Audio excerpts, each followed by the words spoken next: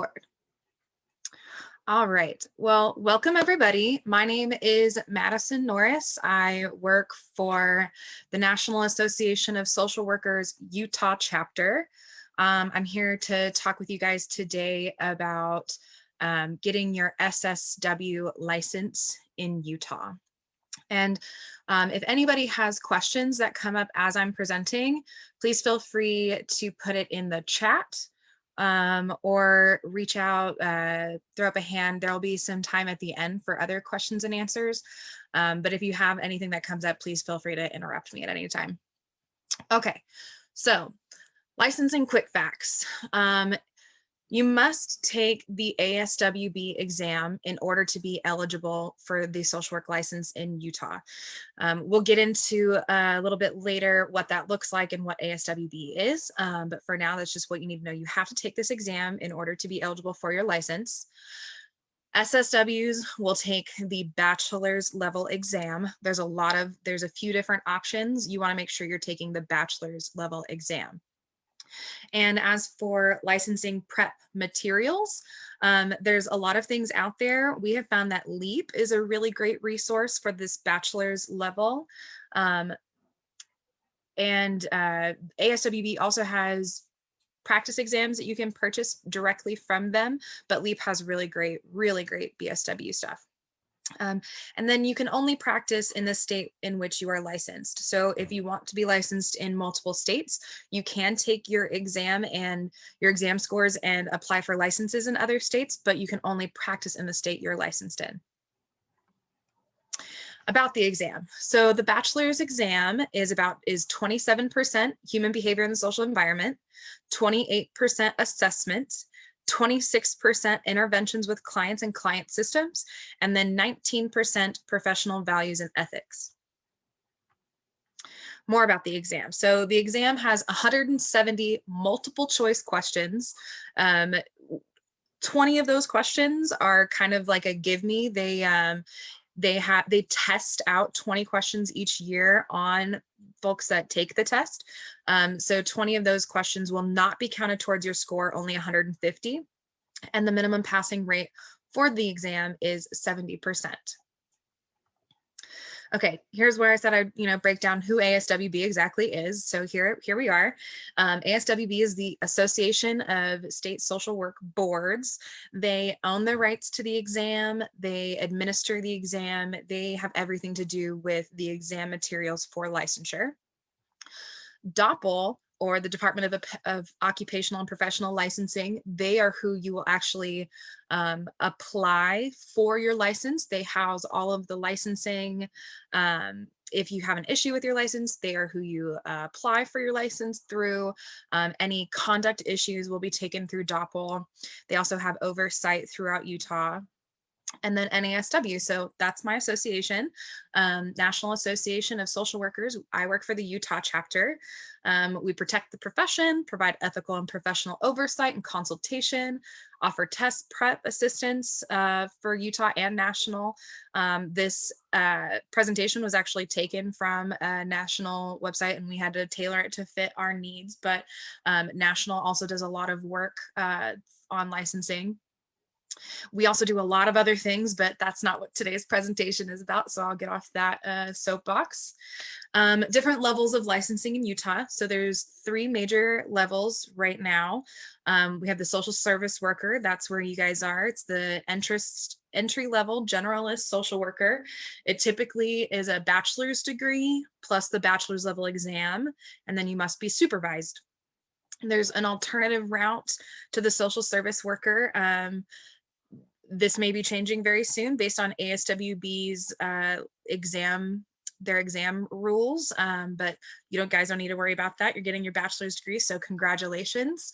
And then if you want to go on and get your master's degree after you're finished with your bachelor's, you can get your certified social worker license before you get your licensed clinical social worker license.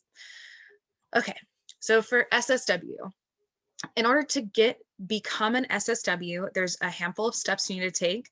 The very first step you want to take is completing the exam pre-approval application online through ASWB. It's $60 and you go in and give your information, fill out a form and pay $60.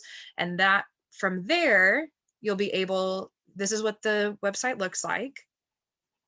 And then once you've filled out this form, which, pardon me, this is not a presentation I normally give, but when you do the pre-approval, you need to make sure that your first and last name are exactly in your application what they will be on your forms of ID that you take with you. So I've had some questions come into our office about, well, what if I have, there wasn't enough space to put all of my, my full name. It's your first and last name that must match exactly. Just the first and last name. And if you have to make any changes, it's another $30 to change that. Okay, so once you've filled that out, you'll receive an email from ASWB providing that you're telling you that you're eligible to take the exam. They'll send it to you via email and give you information on how to register for the exam. Once you register, it's $230. You can either register online at aswb.org or by phone. Here's some more information. This is exactly what we talked about earlier. So it's 174 option multiple choice quiz or questions, but only 150 are scored. And you have 4 hours to take the test. When you do sign up to take the exam, it's all administered through Pearson professional centers worldwide. So it's Pearson View's website. You can go in and schedule a time. They have lots of different locations and times throughout the state. So if you can't find one in the next week, you can probably find one within 2 weeks' time. There are special accommodations that are available to you. If you have documented disabilities, all of that needs to be done through ASWB. Just let them know and they can help you set up those accommodations. We also, NASW worked to get 2 additional hours for candidates whose first language is not English, which is really great. Okay, so then you're going to go take the exam. Once you've registered, all right, you've signed up, you've paid all your fees. Now you go take the exam. When you go in, it's administered at these testing centers. You'll go in and sit in front of a computer and go through the questioning. They usually give you a whiteboard. So if there's any notes that you need to take from your studying and you're like, oh, I just need to jot this down so I remember it while I take the exam, they will give you something so you can write those notes or you can make notes as you go. And then you'll sit down at a computer and take the exam. Once you've finished, you will get an unofficial score report at the testing center. And then ASWB, once they receive your reports, they will forward you an electronic copy of your official report of your exam grade. Now, this is where things change. So if you've passed the exam, you'll go to the next step, and then we'll talk a little bit later if you don't pass on your first try. So once you've passed, you will request your school mail a transcript to DOPL. You can do this in a couple different ways. When I graduated from the U a few years ago, I just called them up and had them send the transcript. I think you can also do it online and just have them send your transcripts to DOPL. You can also go in person to the registrar's office and pick up a transcript that is in a sealed envelope and send it in if you want to go the hard copy route with applying for your license. Okay, so then once you've got your transcripts, you've got your exam scores, now you can complete your application for the social service worker on the DOPL website. You can do this online. You can also send in a paper application. The next couple pages, I believe, show what DOPL looks like. So I'll exit this in just a minute, but your license should arrive within 10 to 14 business days once you've submitted your application. And then you are licensed. Let me show you what the DOPL website looks though, because it looks a lot different than the next 3 slides.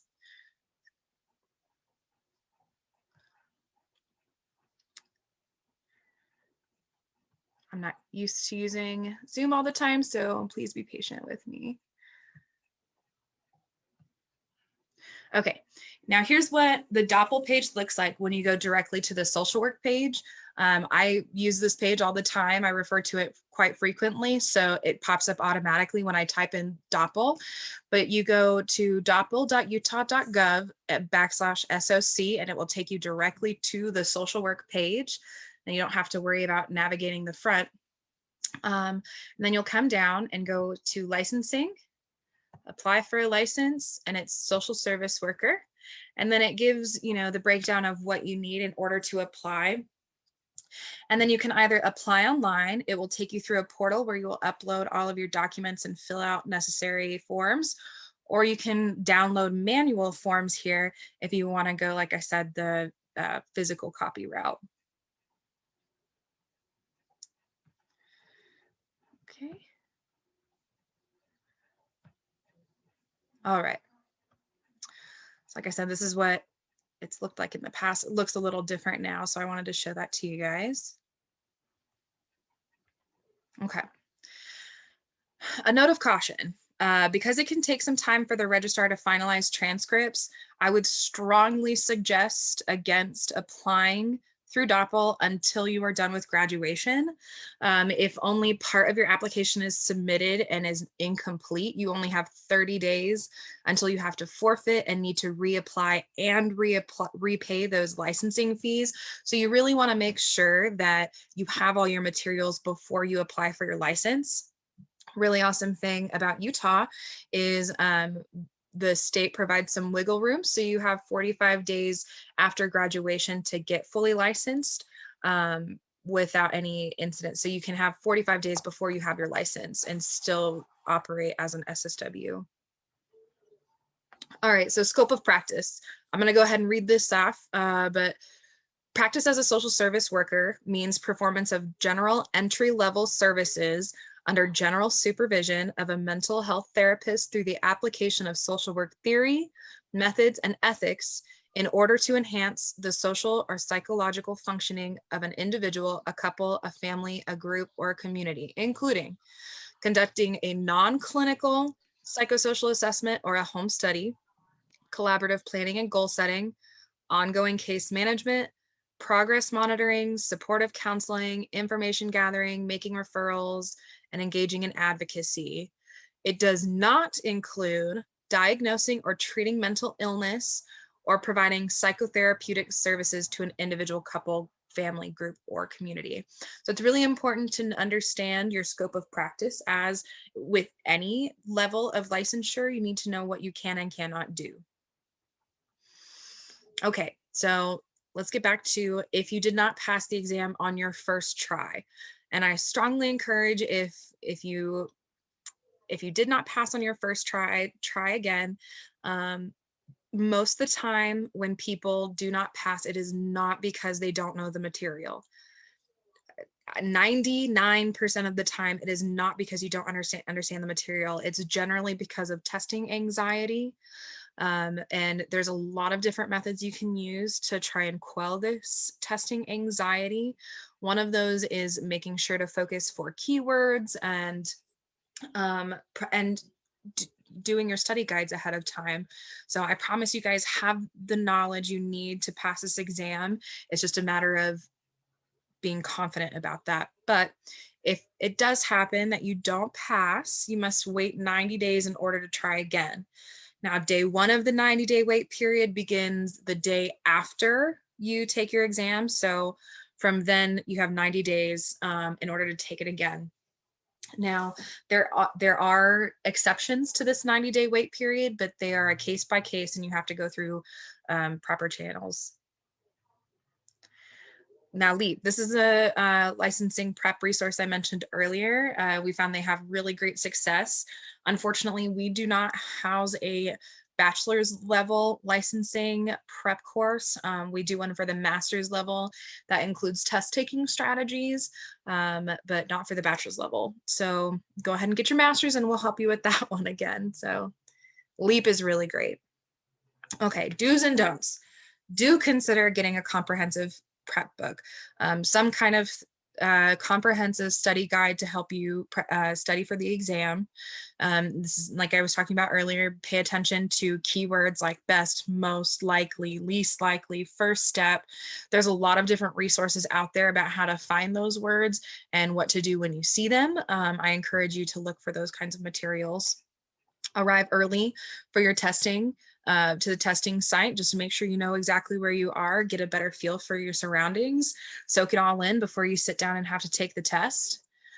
Do not memorize test questions. So if you have practice questions, don't just memorize them. Those practice questions are meant to help you find the gaps in your understanding.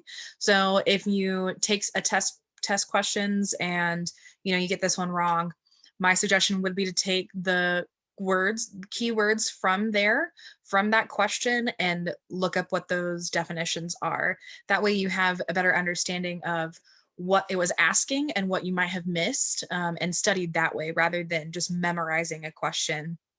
Memorizing test questions isn't going to help you. There's not going to be the exact same question on the test. Do not leave questions blank on your test.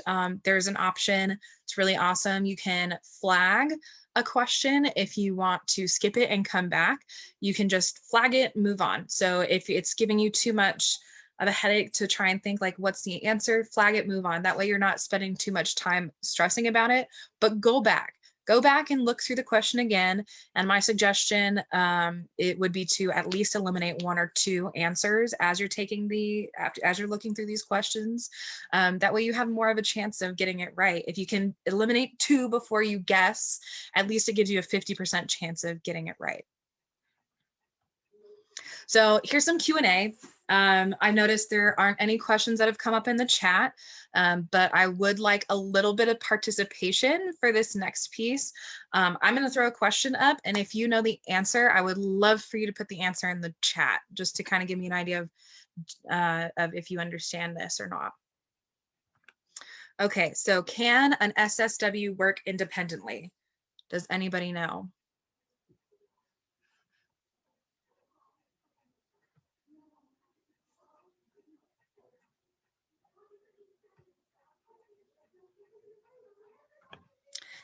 No, question mark yet. They need to be under direct supervision. So they must have a supervisor supervising what they do. Yes, you're all correct. Okay. Do SSWs need to be supervised by a CSW or an LCSW? This may not be as clear from the presentation, but does anybody know?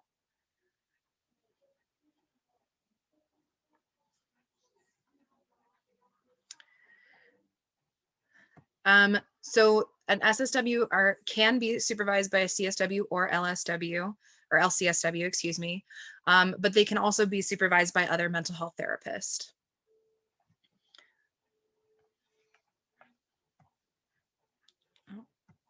Okay.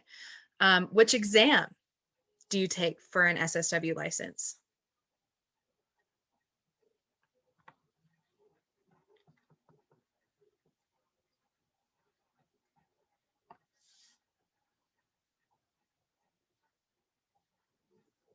Anybody know? That's right, bachelor's level exam. So you take the ASWB bachelor's level exam. Good job, you guys.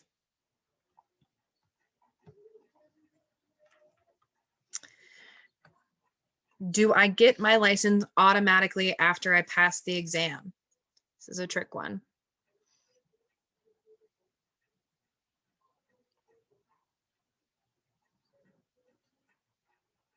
Yeah, Jody. So no, once you get your exam results, you still have to apply for the license through DOPL. This was not covered in this presentation, but some of you might know. Do you need CEUs as an SSW? Does anybody know if you need CEUs as an SSW?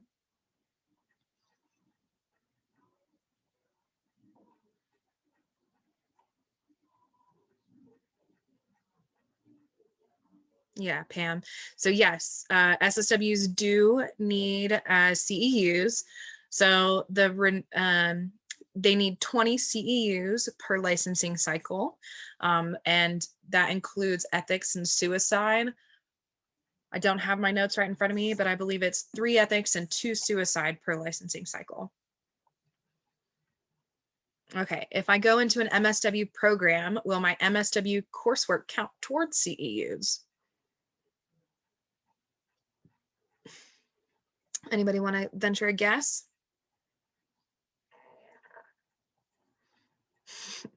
Yeah, Pam, you're correct. No, your MSW coursework is not the same as a CEU. And then how often do I need to renew my SSW license? So I'll just go ahead and tell you guys, I almost told you just a moment ago talking about CEUs. So license renewal happens every other year on even years in September. So it's the end of September on even years. That's how when you renew. Information on CEUs can be found on the NASW Utah website. We have a lot of information about continuing education. We have an FAQ page, a frequently asked question page. We also have approved CEUs. We have different levels of continuing education. So there's some that are approved by our office that you can take that are not housed with us. We also have a CE Institute, which is housed at the national level. They're all recorded or events that might come up. So the CE Institute are CEUs from all over the country that you can utilize.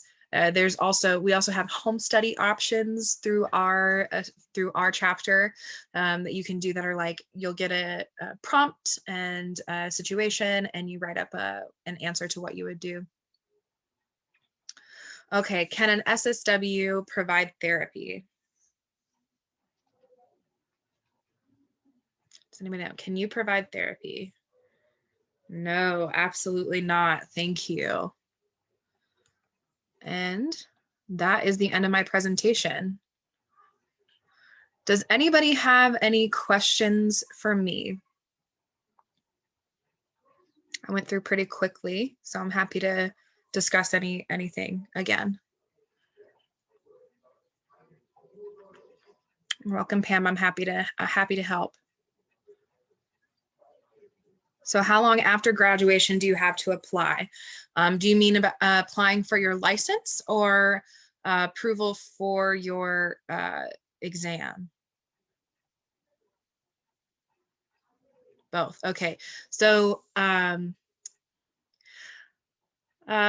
me if I'm wrong. I'm more familiar with the MSW process than the BSW process, but you can apply to take your exam in your last semester.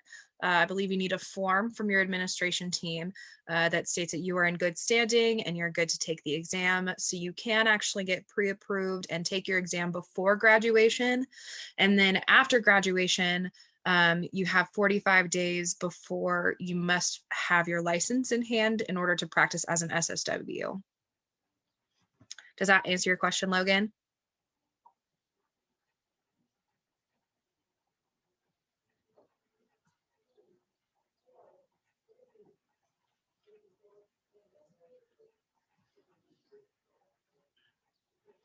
All right, well, I'm going to go ahead and pause the recording. If anybody, okay, never mind, I'll answer one more question real quick. Okay, do you have to apply if you are continuing straight to MSW?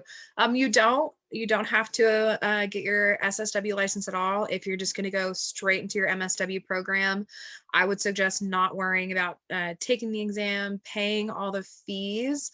If you're just going to go right into the next level of licensure. It's not going to do, if you're not going to be working with your SSW license, you're not going to need it until after your MSW. But it's the same for MSW it is for BSW, the 45-day window after graduation. And like I said, we also have a lot more test prep materials for MSW students at our chapter. So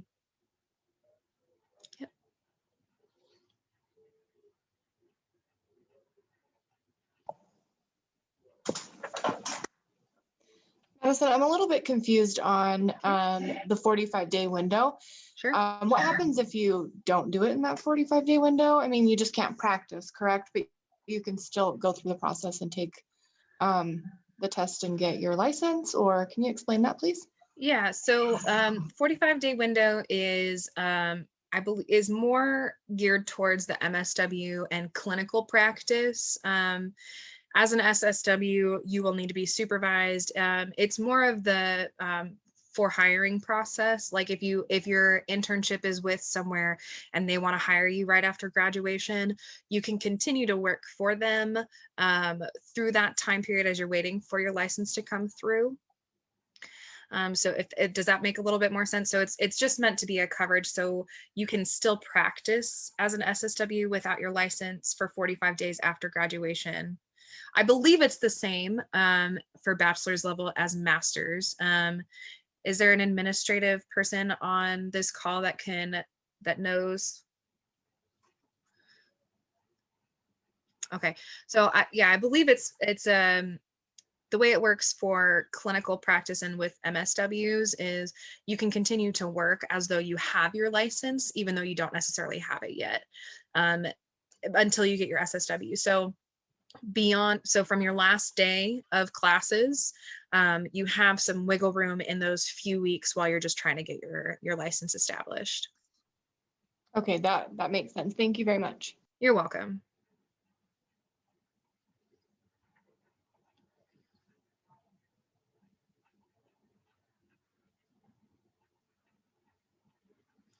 Okay, well, I'm going to go ahead and stop the recording. Thank you all so much for being here. If anybody has any other questions, please feel free to reach out.